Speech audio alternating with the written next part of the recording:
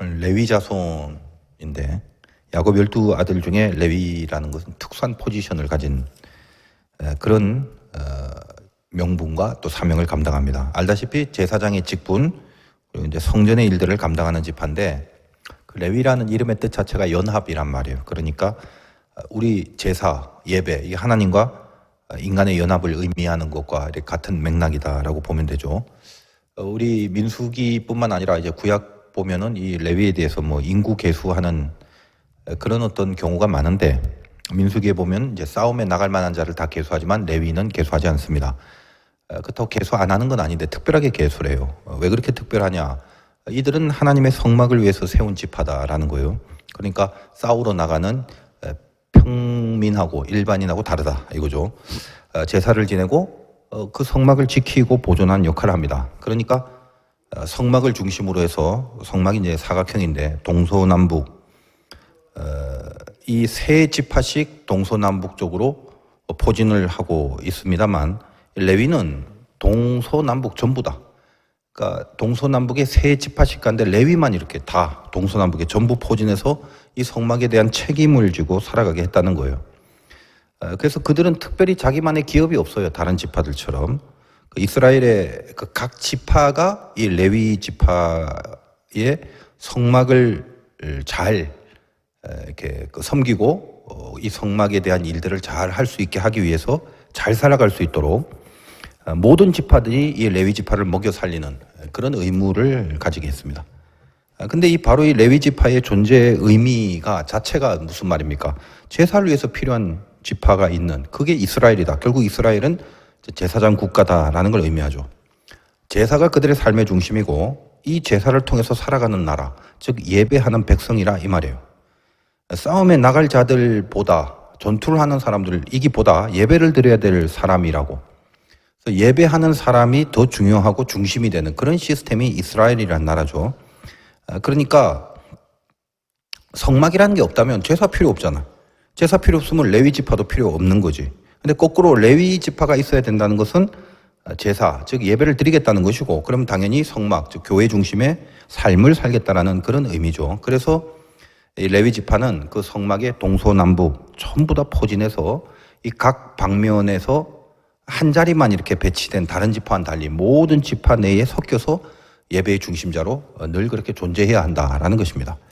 조금 더 이제 확장해서 생각해 본다면 오늘날 저 같은 목사의 직분을 갖고 살아가는 것만이 레위인이 아니라 모든 성도들, 그러니까 여러분도 마찬가지죠. 하나님의 성전과 예배를 중심으로 살아가는 자들이 성도고 신자죠. 이게 다 모두 레위의 영성으로 무장해야 된다라는 메시지를 우리에게 전해주는 그런 족속이기도 하다는 거예요. 그러니까 여러분들은 다 뭐냐면 구약에서 레위 지파가 어땠고 레위 족속이 어땠냐라는 복잡한 이들은 특별히 성전과 제사를 담당했다. 그런 사람인가 보다, 그런 족속인가 보다, 그런 지파인가 보다로 끝나는 게 아니라 이게 나다.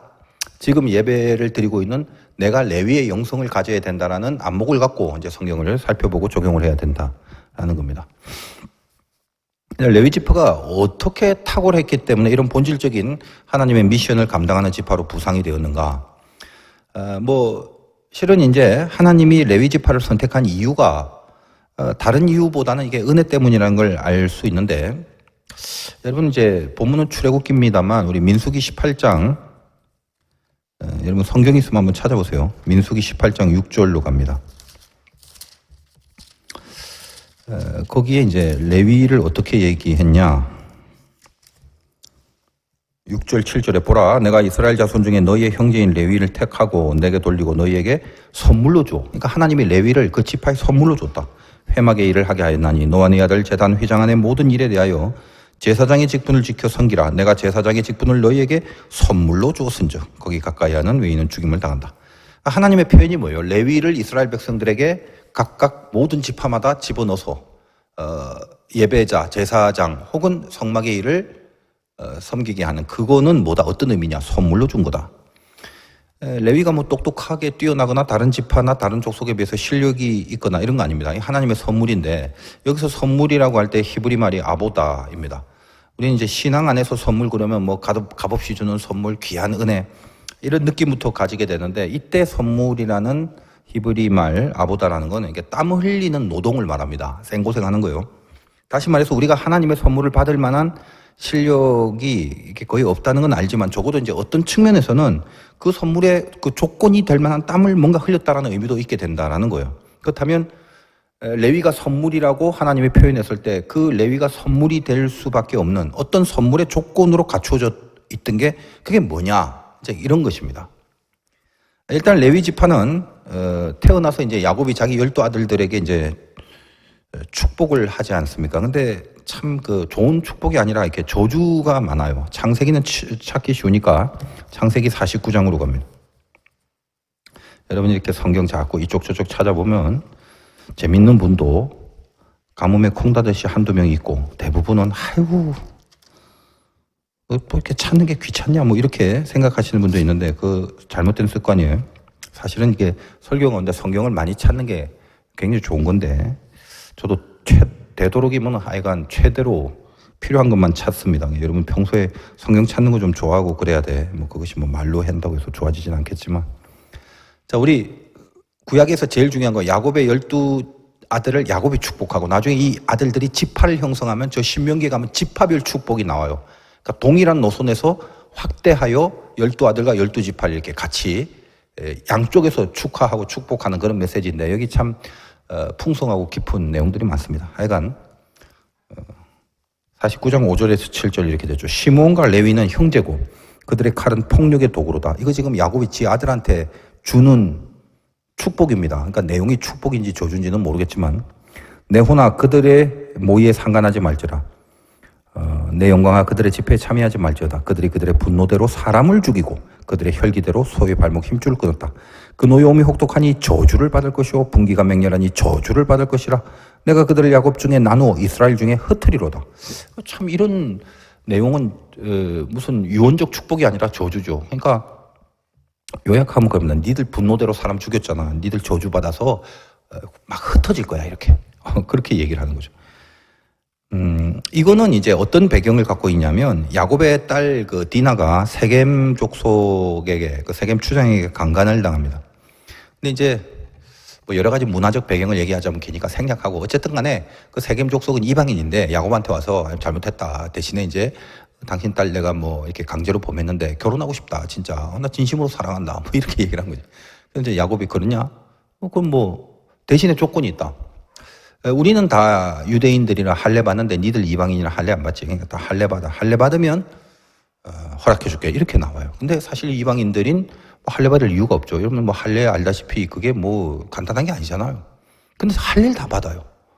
어떻게 보면 이게 굉장히 큰 하나의 그 이방인이 하나님을 믿게 되고 알게 될 수 있는 통로가 될 수 있는 굉장히 커다란 사건인데 그 남자들이 이제 할례 받아갖고 지 몸도 하나 못 가누고 있을 때 그때 방금 말한 레위 그리고 이제 시몬 형이 시몬인데 이 둘이 칼을 갖고 세겜으로 들어가고 거기 뭐 남자들 다 도륙을 해버립니다. 그 일로 인해서 이제 야곱의 가족들이 순환도 당하고 뭐 이제 하나님의 도우심으로 간신히 빠져나갔고 그 죽을 뻔한 일들을 생각나서 야곱이 어찌 그 사건을 잊을 수 있겠어요. 그래서 이제 이 시몬과 레위를 싸잡아서 야곱이 이제 어떤 예언하냐면 방금 읽은 거 저주받아 니들은 그리고 흩어질 거야 그렇게 얘기를 하는 거죠. 실제로 이제 시몬 얘기를 하려면 기니까 시몬이 이제 나중에는 이제 사라져버리고 지금 이제 레위의 이 저주의 대상이 된 레위의 얘기를 지금 계속하는 것입니다. 자, 근데 실은 이 레위라는 것은 지금 형태상은 저주라는 모습을 받은 것 같지만 그래서 분노와 혈기로 인하여 삶이 저주받고 민족 중에 흐트러진다. 이런 이제 예언을 받았지만 시몬이라는 그 형제와는 달리 이 레위는 나중에 보니까 존귀한 영광의 자리로 갔다라는 거죠. 세상에 성막, 성전, 거룩한 일을 담당하는 족속이 돼버린다 이거. 그러니까 흩어지라는 게 어디 무슨 뭐 거지처럼 어디 가갖고 뭐 노숙자 삶을 살고 이런 게 아니라 각 지파에 흩어져서 이 흩어졌다는 게 무슨 세력이 없어져 갖고 망해버렸다는 것이 아니라 오히려 흩어져 각 지파에 소속이 돼갖고 그 지파들 안에 제사를 담당하게 하는 그러니까 자기의 기업이 없는 것 같지만 사실은 모든 지파가 이 레위의 사역을 위해서 레위 지파를 받들고 특별히 이제 뭐 여러 가지 그 성경의 내용이 있습니다만 여호수아서를 보면 갈렙이 있잖아요.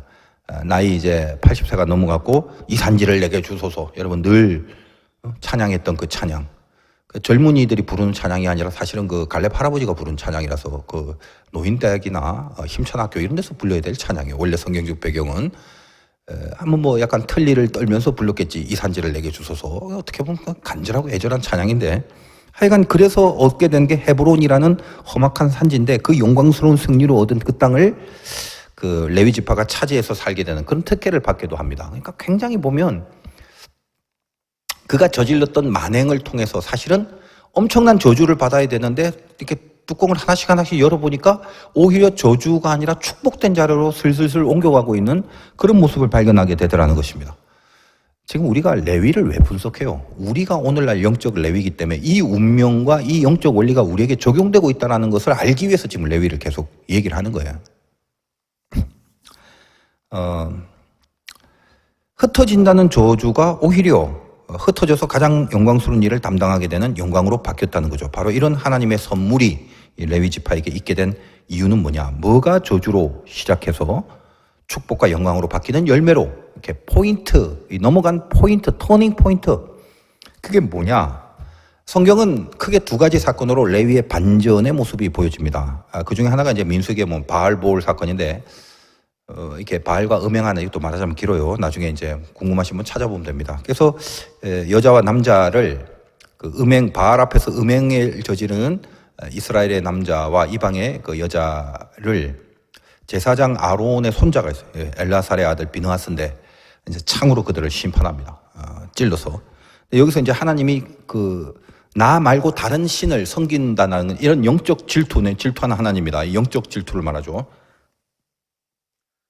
그것과 동일한 마음을 비느하스가 느껴서 어디 하나님 앞에서 하지 말라는 저런 음행을 하냐라고 하면서 그들을 죽인 그 모습이 하나님의 질투의 마음과 동일시되고 이것이 하나님의 편이 됐다.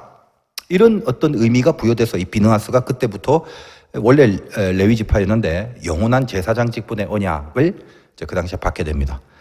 그게 이제 사건이 또 하나 있고 이제 오늘 드디어 본문으로 들어가서 레위가 그렇게 터닝 포인트를 할 수밖에 없는 아주 아주 중요한 그 사건이 바로 오늘 이제 사건이에요. 그래서 사실 본문을 길게 안 잡고 오늘 출애굽기 32장 26절부터 이제 29절입니까? 거기까지만 이제 본 것인데 알죠. 다들 이제 우상을 섬기고 있으니까 모세가 이제 내려와서 계속 우리가 지금 금송아지 사건 다루고 있죠. 32장 26절 보겠습니다. 이에 모세가 진문에 서서 이르되 누구든지 여호와의 편에 있는 자는 내게로 나오라 하매 레위 자손이 다 모여 그에게로 가는지라 이렇게 됐죠. 다들 우상 섬기고 난리법석을 치고 있는데 누구든지 내 편에 즉 하나님 편에 설 사람 와라. 그때 레위가 하나님 편에 설 줄 아는 그 지파로 등장합니다. 지금 대세가 뭐예요? 아론을 중심으로 금송아지 섬기는 쪽으로 흘러가는데 오로지 레위 지파만 하나님 편에 설 줄 알았다는 거예요. 결국은 수많은 그 저주의 조건으로 심판받아야 마땅할 레위였지만 저 옛날 야곱 시대 그 시대부터 그러나 하나님 편에 서는 그 결단과 선택의 용기 그거 한 방으로 저주에서 영광으로의 축복을 얻어낼 수 있었다라는 것입니다. 이게 이제 우리 삶에도 적용 한번 해보자는 거예요. 엄청나게 잘못했다가 어떻게 뭐 우연찮게 소발에 쥐잡듯이 잘못했다가 잘한 거 하나로 운명이 우뚝 서더라 이런 게 아니야. 그런 논리로 가는 게 아니라 우리 지금 도처에서 여러분도 이렇게 모세처럼 이 모세의 음성을 들을 수가 있잖아요. 하나님의 편이 될 사람 이렇게. 여러분 삶 속에서 하나님의 편이 돼야 될 일들이 얼마나 많아요. 우리 모두가 어떤 사람입니까? 사실은 레위처럼 저주받아 마땅할 그런 죄인이잖아요. 여러분 안에 레위의 그 죄된 영성, 죄된 속성 왜 없어? 남을 죽이려는 분노, 혈기, 또 거짓, 속임수. 할례만 받으면 결혼하겠다, 행복하게 잘 살아보세요 해놓고 들어가서 그건 완전히 속임수지. 차라리 그냥 한 붙자 이래갖고 다이다이로 붙는 게 아니라 속여서 죽이는 아주 비열한 모습. 그것도 하나님 믿는 백성이. 그리고 칼을 들고 제압하려는 그 인간의 악랄한 근성을 모두 가지고 살았던 그게 레위잖아요. 여러분 안에 없어요 그런 게? 근데 그런 우리를 살려주시고 하나님 편이 되기를 기대하고 계속 바라보시는 주님이 있지 않습니까? 남들은 기도 안 하고 세상으로 갈 때, 세상 방법 붙잡고 성공하려고 할 때 뭔가 기도의 모습을 보여주는 사람. 여기 이 기도의 편에 설 사람이 누구냐라고 물을 때 조용하고 이쪽으로 올 수 있는 사람. 남들이 예배 안 드릴 때 예배가 뭐 밥 먹여주냐 하고 있을 때 힘들고 바쁘고 자기 일 있고 이러면 더 좋고 더 재밌는 뭔가 자기에게 더 유익이 되고 덕이 되는 그런 현실적인 뭔가가 있다면 그쪽으로 질질질 흘러가고 있을 때 다들 너희 그렇게 가지 말고 이 예배 편에 와줄 수 없겠니? 라는 말에 예배자의 삶을 묵묵히 하나님 편에서 살아갈 수 있는 그런 사람. 남들이 다 세상적 방법으로 따를 때 홀로 돌아서 나는 곧 죽어도 하나님의 법도를 따르겠노라고 그렇게 하나님의 편이 될 수 있는 사람. 하나님의 하나님됨을 지킬 수 있는 그 하나님의 편이 될 수 있는 사람. 하나님 그걸 기억하시고 영광의 축복으로 우리에게 내릴 수밖에 없는 저주를 이렇게 바꿔주시는 거죠. 이미 우리는 예수를 믿고 구원을 받았다는 것 자체부터 이미 축복된 자리로 부름을 받은 것이고 우리는 원래 레위였다라는 것입니다. 죄 속에서 허덕이고 저주받을 수밖에 없는 운명이 하나님을 섬기고 예배하는 자로 바뀌었다는 것. 그러니까 12지파 통틀어 우리는 레위의 영성이 사실은 우리를 대표하는 정체성이다라고 보면 됩니다. 우리 안에도 여러분 수많은 소리들이 있어요.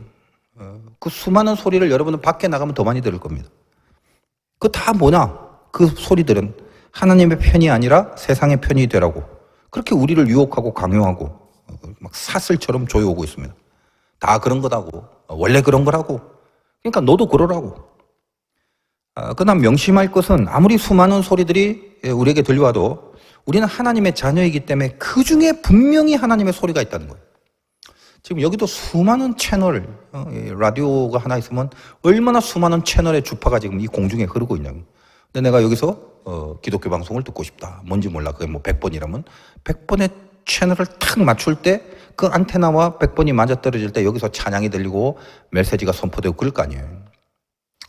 그러니까 여러분이 밖에 나가면 이 공중에서 들려있는 여러분의 그 마음속에 들리는 숱한 소리들은 전부 다 사실 하나님의 편이 아니라 세상 편이 되라는 소리밖에 없어요. 근데 그 소리밖에 없지만 그럼 하나님의 소리가 없냐? 분명히 있다 이거. 여러분 하나님의 자녀이기 때문에 그 채널 안테나를 갖고 있기 때문에 그래요. 지지직거리고 전파 방해가 있고 채널 제대로 못 맞추고 그러면 잡지는 못할지라도 잡혀지진 않을지라도 분명히 채널이 존재한다. 그러니까 그때 뭔가 트릭하고 한번 채널이 딱 떨어졌을 때 너 내 편이 돼줄 수 없겠니? 라고 할 때 그때 제가 예전에도 그 민수기 설교하면서 그 예화를 좀 썼는지 모르겠는데 그 아주 어렵게 느지막하게 아들을 낳은 그 부부가 있어요.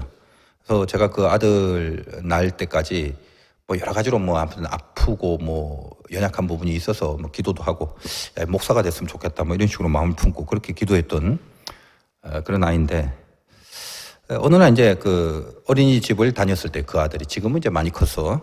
옛날 얘기인데 뭐 짜장면 먹고 싶다고 해서 그 아빠가 이제 짬뽕과 짜장 같이 시켰는데 주인 아줌마가 이제 실수로 짬뽕을 이제 몽땅 이 애 얼굴에 쏟게 된 거예요. 뭐 주님의 은혜로 하나도 이제 다치진 않았는데 이제 분위기가 이게 짬뽕 짜장 먹을 분위기가 아니잖아. 근데 뭐 그냥 대강 뭐 이렇게 하면서 엄마는 먼저 나와서 무슨 마트에서 물건 사고 있는데 한참이 지나도 이제 아빠하고 아들 안 나오더래.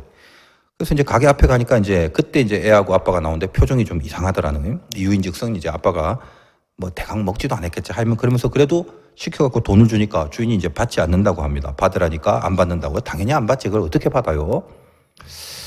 근데 뭐 받는 데도 있더라고. 제가 뭐 요 근처에서 뭐 시켜 만든 무슨 뭐지 뭐 짜장면인가 뭐 거기 뭐 벌레가 하나 나 뭐 돈 받더라고. 하여간 뭐 그런 그런 데도 있고. 그런데 여러분이 이렇게 실강의를 하다가 이제 예수 믿는 아빠잖아. 내가 잘 알고 있는 아주 신앙 좋은 그 부부인데 이렇게 말했대요. 이 돈 받으시고 한마디만 들으라고. 그래서 이제 놀래서 주인 아줌마가 이게 무슨 얘기를 할 건가. 그렇잖아요. 그 아들한테 막 짬뽕 국물을 실수해서 쏟았는데. 두렵게 쳐다보고 있는데 아주머니 예수 믿으세요. 예수님은 당신을 너무나 사랑하십니다. 그 얘기를 한 거예요. 그러니까 막 그 아줌마 눈에서 눈물이 줄줄 이제 흘러내리더래. 애는 다친 건 하나 없고 그리고 복음을 이제 전하고 나오는 참 그 아이의 그 아빠를 보면서 뭐 저도 참 그 마음이 찡했지만 그 이제 그 와이프는 참 그 모습이 대견하더라. 이런 얘기를 저한테 하는 겁니다. 근데 사실 그 상황이 여러분들 뭐 남의 얘기니까 짜장면 짬뽕 얘기 같지만 사실 여러분이 그 상황에 가면 얼마나 많은 감정의 그 요동침이 있겠어요. 근데 그 수많은 소리들 중에 이걸 막 어떻게 해라 저렇게 해라 이렇게 해라 수많은 소리 중에 하나님의 편을 들어서 하나님의 소리 하나를 선택한 거죠. 쉽지 않은 거다 이 말. 그리고 그 모습을 이 아들인 어린아이가 보고 있었겠지. 그리고 이 아이의 아버지 어머니 이렇게 신앙이 좋은데 할아버지 할머니는 독실한 불교 신자인데 이 아이가 나중에 할머니한테 가서 할머니 예수 믿어야 구원받아 교회 나와 그러더랍니다. 참 마음에 참 그 감동이 되는, 어찌 보면 뭐 별거 아닌 사소한 것 같지만 사실 하나님의 나라는 그런 것들에게 걸려 있는 거죠. 뭐 거창하고 대단한 걸로 여러분이 뭐 성공하고 출세했고 난 뭐 이 자리까지 오게 된 하나님 앞에 영광을 구하고 뭐 이러면서 뭐 그렇게 이렇게 폼을 재야 이게 하나님 나라의 영광을 위해서 살아가는 게 아니잖아. 뭐 그렇게 할 능력도 없겠지만 하나님은 그런 걸 바라는 게 아닙니다. 그 수많은 소리 중에 내 소리 한번 들어줄 수 없겠니? 레위만 오잖아, 레위만. 그때 그 하나님의 마음에 그 레위를 향해서 얼마나 그 깊은 감동이 있었을까 이 말이에요. 얼마나 기뻤을까. 이 친구도 그 모든 소리를 죽이고 하나님 편에 서서 하나님이 하라고 하는 소리 하나를 붙잡아서 하나님이 당신을 사랑한다고 얘기하는 이게 하나님이 봤을 때 얼마나 기쁘실까 말이죠. 하나님 편이 돼서 살아줄 수 없는가 이거. 신앙 인생이란 게 거창하지 않습니다. 그러나 분명히 쉬운 건 아니에요. 언제나 하나님의 편이 될 수 있다는 건 자녀로서 아버지의 존재를 지켜드리는 거죠. 그 뭐 식상한 예지만 그때도 이 설교를 하면서 제가 그 얘기를 해서 지금 드리는 건데 뭐 링컨 뭐 유명한 얘기. 남북 전쟁 시에 이제 링컨의 참모가 와서 각하 지금 북군이 밀리고 있습니다. 링컨이 북군인데 하나님은 지금 우리 북군 편에 있을까요? 뭐 이랬더니 링컨이 이제 이렇게 말했대요. 나는 하나님이 우리 편에 있는가, 적군 편에 있는가, 그건 고민하지 않네. 나는 오직 지금 내가 하나님 편에 서 있는가, 이걸 생각한다네. 뭐 이런 아주 멋진 멘트를 남겼다. 하나님이 내 인생과 내 문제를 어떻게 내 편에서 다루어 주실까, 이걸 생각하기 전에 내가 지금 하나님 편에 서 있을 각오가 돼 있는가, 이걸 생각해봐라. 이런 얘기를 합니다. 아주 그 본질적이고 신앙적인 얘기를 하는 거죠. 이제 여러분이 오늘도 예배 후에 저 세상에 나가면 일주일 동안 수많은 소리들이 다 내 편대라고, 우리 마음을 잡아당길 겁니다. 한 번 사는 거, 예수 믿고 끝까지 사는 거, 그게 여러분의 운명이라면, 그리고 평생 믿음으로 살겠다고 결단했다면 내 안에 들리는 수많은 소리 중에 그 단 하나 하나님의 소리를 듣고 하나님 편에 설 수 있는 그런 승리가 한 번에 있어야 된다라는 것을 오늘 여러분 기도 속에서 깨닫고 각오하고 또 결심하시기 바라요. 10개 중에 1개라도 듣고 따르는 게 중요해요. 10개 중에 하나만 하면 뭐해? 나는 그럴 바에야 안 해. 이런 사람들, 이런 종자들, 그 진짜 죄인이에요. 그럴 바에야는 안 해. 그런 말들 많이 하잖아. 자기는 전혀 안 하면서, 아무것도 안 하면서 그럴 바에야는 나는 안 해. 뭐라도 하고 구소를 해야지. 그러는 것처럼 못된 게 없어요. 근데 여러분 하나님 잘 이해해야 돼요, 하나님을. 우리는 10개 중에, 우리 인간끼리는 10개 중에 하나만 못해도 난리 나지. 나쁜 쪽으로. 근데 하나님은 10개 중에 하나만 잘해도 난리 나요, 좋은 쪽으로. 그게 하나님의 존재야. 이 하나님을 여러분이 알아야 돼. 그러므로 우리가 훈련해야 될 영성 중에 이 소리를 듣기 위해서 뭐가 필요하냐? 집중력이라는 게 중요해요. 집중력 훈련하는 게 중요한데, 레위가 각 지파에서 이 레위는 자기 그 직업이 없어요. 성전에 집중해야 되기 때문에. 그래서 다른 지파에서 이 레위를 먹여 살리는 거지. 레위가 가져야 될 집중력. 그러니까 제사를 담당하는데 만약에 먹고 살 걱정하고 그럼 집중이 되겠어. 그래서 교회에도 시스템이 그렇죠. 목회자들은 어떤 다른 일을 하지 않고 교회에서 그 나오는 그 교인들이 내는 헌금을 통해서, 그래서 이제 이 성전과 제사 일을 담당하잖아. 집중력이 뭐냐? 그 영적인 분야나 일상의 삶 속에서도 우리에게 집중력 굉장히 중요한데 이건 에너지죠. 이 집중력이라고 얘기할 땐 돋보기를 생각하면 정확해. 집중력의 원리는 돋보기에 다 있죠. 처음 작은 원으로 만드는 거예요. 가장 심플하게 만드는 거예요. 심플하게 만들어 놓고 오랫동안 지속하는 거예요. 심플과 지속, 이게 집중이에요. 여러분이 뭐든지 그 두 가지가 돼야 집중이 돼요. 그리고 집중하면 거기에 뭐가 나온다? 불이 생겨요, 불이. 며칠 전에 이제 목사님이 부부가 방문해서 이제 커피를 마시는데 이제 제 설교를 다 듣고 있는 목사님이, 목사님 어떻게 말씀을 준비하냐고 저에게, 뭐 무슨 주석을 보냐, 뭐 어떤 책을 참고하냐, 뭐 가르쳐 달라 등등. 근데 그 질문에 이제 답을 하려고 했는데 솔직하게 말을 해줬어요. 나는 성경 본문을 읽는다. 그 다음에요, 또 읽는다. 그 다음에 또 읽는다. 그러면 본문에서 문장에서 단어로 영적인 포커스가 모아진다. 그렇게 오래 보면 거기서 불이 생기는 시점이 있다. 그러면 끝난 거다. 이 불을 잘 살리기 위해서 이제 그 다음으로 필요하면 뭐 주석도 찾아볼 때가 있고 뭐 인터넷도 찾아볼 때가 있고 뭐 참고할 무슨 책이나 있나 살펴보고 그런 부수적인 사실 하나 중요한 게 아니에요. 그건 불을 잘 이쁘게 살리기 위해서 필요한 하나의 그런 비본질적인 툴들이지. 말씀을 준비하는 것도 그 말씀에 내가 감동이 없이 어떻게 전할 수 있겠어요. 그래서 집중하면 이제 뭐가 나오냐면 이게 이제 감동이요. 집중을 하면 감동이라는 게 임하는데 이게 참 중요한 내용이거든요. 여러분 집중 없는 감동은 없습니다. 뭐 암을 이기는 호르몬이 엔돌핀이라고 그러는데 웃으면 엔돌핀이 나온다며.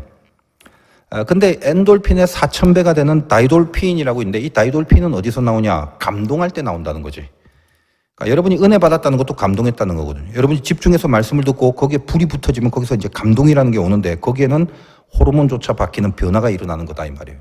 그래서 여러분이 말씀을 집중해서 말씀이 이렇게 깊이 내 안에 들어오면 물론 여기엔 하나님의 능력이라는 본질이 있지만 여러분 안에 이 집중과 은혜의 감동이 주는 치유와 변화들이 그 에너지가 여러분 안에 생길 수밖에 없어요. 그래서 여러분 기도할 때도 우리 저기 젊은 예배를 왜 이렇게 말씀 끝나고 다 올라가서 기도하게 만드냐 그게. 그 집중해야지. 그 시간은 내가 집중해서 하나님 앞에 붙들려서 불을 보는 시간이거나 아니면 10분 동안 망상 혹은 졸든가 딴 생각하거나 잡생각하고 마귀한테 뺏기는 생각. 둘 중에 하나야. 다 같이 기도합시다 하는 그때부터 이제 그 10분 동안은 그 시간이 될 거예요. 마귀는 공격하다 안 되면 최후의 집중력 방해합니다. 잡생각이 습관화된 사람들이 있어요. 이 사람 조심해요. 집중력 없는 사람인데 이 마귀들이 굉장히 갖고 놀기가 쉬워. 이런 사람들은 기도가 거의 막히게 돼 있어요. 잡생각이 많은 사람. 그러니까 여러분도 기도도 조용히 할 때가 있고 부르짖을 때가 있는데 어떤 거라도 상관없어요. 내가 집중할 수 있는 쪽을 선택하면 돼. 그래서 어떤 때는 막 부르짖을 때가 집중이 되고 어떨 땐 조용히 해야 될 때가 이렇게 집중이 되는데 저도 뭐 번갈아 가면서 합니다만 조용히 해서 집중이 안 되면 부르짖든지 하여간 부르짖어도 안 되면 조용히 하든지 깊이 묵상을 하든지 아무튼 간에 기준이라는 건 집중입니다. 때에 따라 돕는 은혜가 있기 때문에 그때그때 여러분 잘해야 돼. 그래서 기도를 할 땐 처음에 회개나 감사를 하잖아. 회개 먼저 하든 감사, 혹은 감사 먼저 하든 그 다음에 회개든. 이것도 대강 하지 마. 돋보기처럼 집중하란 말이지. 여러분이 회개를 한다? 집중적으로 회개를 하란 말이에요. 하나님 나에게 집중적으로 싫어하는 게 뭔지 그걸 물어보라고. 해벨레 해갖고 이렇게 희미하게 회개합니다. 뭐 하라니까 합니다. 집중이 안 되는데 어디서 그 불이 나와. 그러니까 집중적으로 싫어하는 게 뭔지를 포커스를 맞춰야 될 거 아니야. 여기서 회개 기도가 일어나는 거지. 그 다음에 뭐 감사 기도도 마찬가지하고 순번은 회개를 먼저 하든 감사를 먼저 하든 결국 두 개가 세트인데 집중적으로 감사하단 말이야. 하나님이 나에게 집중적으로 감사하는 게 뭔지 그걸 한번 물어보세요. 있단 말이지. 아주 이렇게 막 그 신금을 울리는 감사가 막 절절하게 나올 수 있는 그것들이 있다 이 말이에요. 집중해야 그게 보이는 거고. 예배라는 것도 감동 아닙니까? 예배 은혜 받았단 말을 다른 말로 하면 감동이에요. 집중해서 감동이 오니까 여러분 아까운 시간 날려보내지 말고 에너지를 딱 집중해서 하나님을 바라보고 기도하는 그런 우리 예배가 되기를 바라요. 또 하나 오늘 뭐 이제 본문의 내용은 여러분이 다 아는 거니까 그래서 레위를 통해서 이스라엘 백성들을 심판하고 이 레위는 이후 하여간 제사장의 직분을 감당하는 하나님 편이 될 줄 아는 사람으로 살았다. 이 레위를 향한 하나님의 평가가 있어요. 레위를 뭐라고 하냐면 민수기 3장 12절 마지막으로. 그러니까 여러분도 영적 레위니까 여러분에게 하나님이 이런 선포를 해주신다 이 말이죠. 이렇게 되어 있습니다. 보라 민수기 3장 12절 내가 이스라엘 자손 중에 레위인을 택하여 이스라엘 자손 중에 태를 열어 태어난 모든 자를 대신하게 하였은즉 레위인은 내 것이라. 하나님이 우리를 보고 내 것이다 이렇게 얘기를 하는 겁니다. 내 거라는 거. 하나님이 내 거라고 하는 거. 여러분 여기에 좀 이렇게 가슴 띵이 없는지 모르겠어. 제가 이제 부산에서 살다 보니까 부산 사투리도 좀 천박한 게 많아요. 그러니까 좀 약간 그 마음이 이렇게 들으면 막 확 강하고 이래서. 그때 제가 뭐 중학교 때는 제가 교회 안 다닐 때고 잘 놀았을 때인데 제 친구 한 명이 뭐 자기가 여학생을 좋아하는데 하여간 뭐 저한테서 인사를 시킨다고. 이제 여자친구라는 거예요. 중학생들이 그때 말이야. 벌써부터. 요즘은 늦었나? 중학생도. 하여간, 그래서 내가 누구냐? 그럼 뭐 이름을 말해주든가 뭐 언제부터 사겠다 이렇게 해야 되는데 이게 참 그때도 제가 이제 저는 서울에서 이제 5살 때까지 살다가 표준말을 아는 상황에서 부산으로 갔기 때문에 그 사투리의 비교적 강함 뭐 이런 거 잘 알아요. 그렇게 얘기를 해야 되죠. 뭐 누구라든지 이름을 말한다든지 그래야 되는데 누구냐고 그랬더니 내 거. 그 어린애가 참 이 말을 하면서도 참 그 당시 그 천박함이 좀 생각나는데 근데 그게 이제 하나의 좀 경상도 그 사람들의 뭐 니는 내 끼다 뭐 이런 그 강인한 뭐 이런 거야 그냥 그래.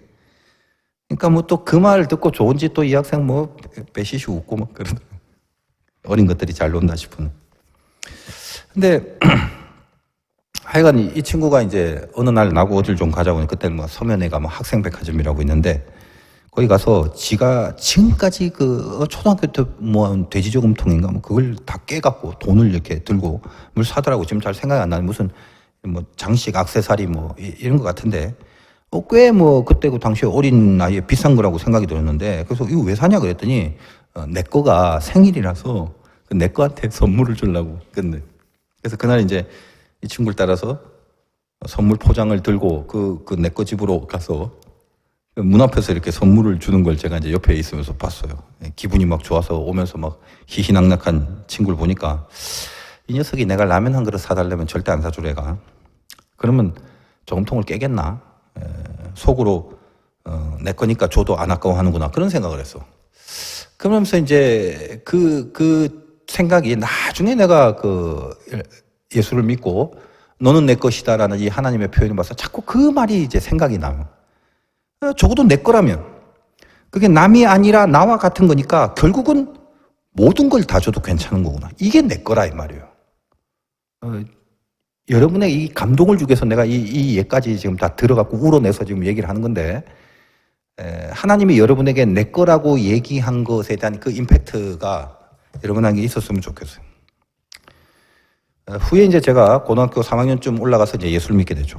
어느 날 좀 기가 막힌 일이 벌어진 거예요. 저는 이제 그때 세상 가치를 버리고 고3 때 정말 예수를 믿고 하나님의 살아있음을 알고 이제 현실적으로는 최악의 바닥을 기고 있었지만 소설에나 나오는 드라마틱한 인생을 살았지만 영적으로는 그때 오히려 이것 때문에 이게 아니면 살 수가 없고 육적인 게 힘드니까 영적인 게 아니면 버틸 수가 없어서 그래서 하나님이 나에게 믿음을 주시는 하나의 기간이었으면 틀림없죠. 지나고 보니까 그렇게 다 해석이 되는 건데 아무튼 신앙에 전념할 무렵이었는데 제가 예수 믿기 전에 알고 있던 나름대로 이제 학교 친구 나름 잘 나간다는 그 친구 중에 한 명이 오더니 영도가 급하다. 얘는 지금 내가 예수 믿고 변화된 걸 몰라요. 이번 주 토요일 날 미팅이 있는데 고등학교 때 5대 5인데 자기를 포함해서 우리 5명이 학교 대표로 나가야 돼. 자기가 이걸 주선했기 때문에 꼭 이 5명을 만들어야 된다는 거예요. 내가 꼭 한 명 빈자리에 내가 꼭 갔으면 좋겠다. 난 이제 속으로 그때 믿음의 삶을 살기로 그다음에 그때 별로 그런 게 거의 관심이 없었어요. 그리고 교회 가도 전부 그 당시에는 여학생 남학생 교회 바글바글하고 이러니까 미팅 이런 거 관심도 없고. 그래서 안 하겠다고 했는데 정말 이 친구가 사정을 해갖고 그래도 들여줄 수밖에 없는 친구라서 어쩔 수 없이 이제 한번 나가봤어요. 제가 인생을 살면서 평생 미팅을 2번 했는데 그때 한 번 하고 이제 신학대학에 와서 또 미팅을 한 번 했어요.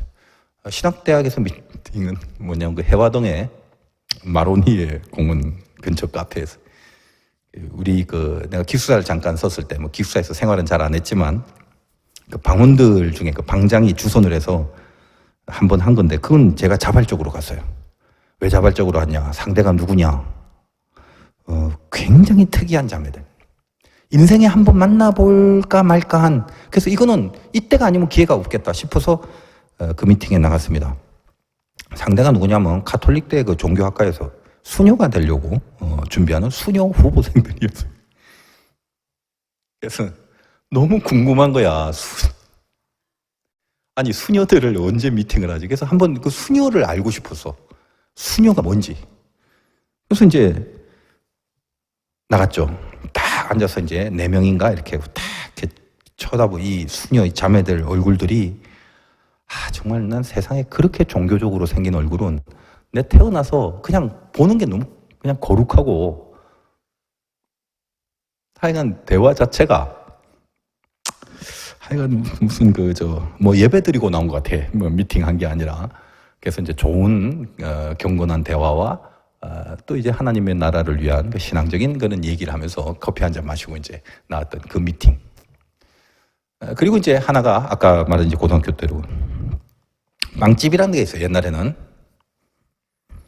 거기밖에 없었어. 그래서 이 미팅을 주선한 그 친구, 나한테 부탁했던 친구가 중간에 사회자 속으로 알고 자기 그 같이 온 저쪽 편 여학생 이렇게 둘이는 이제 원래 짝이 돼서 이렇게 사회자로 갖고 쭉 이렇게 4명이 하고, 정말 이 친구 때문에 억지로 나왔는데 정말 그 힘들더라고. 왜냐면 그때 나는 아무런 관심도 없고 삶도 고달프고 예수 믿는 이런 입장이고, 하여간 뭐 이런 게 진짜 이 친구 때문에 그냥 어쩔 수 없이 나왔거든.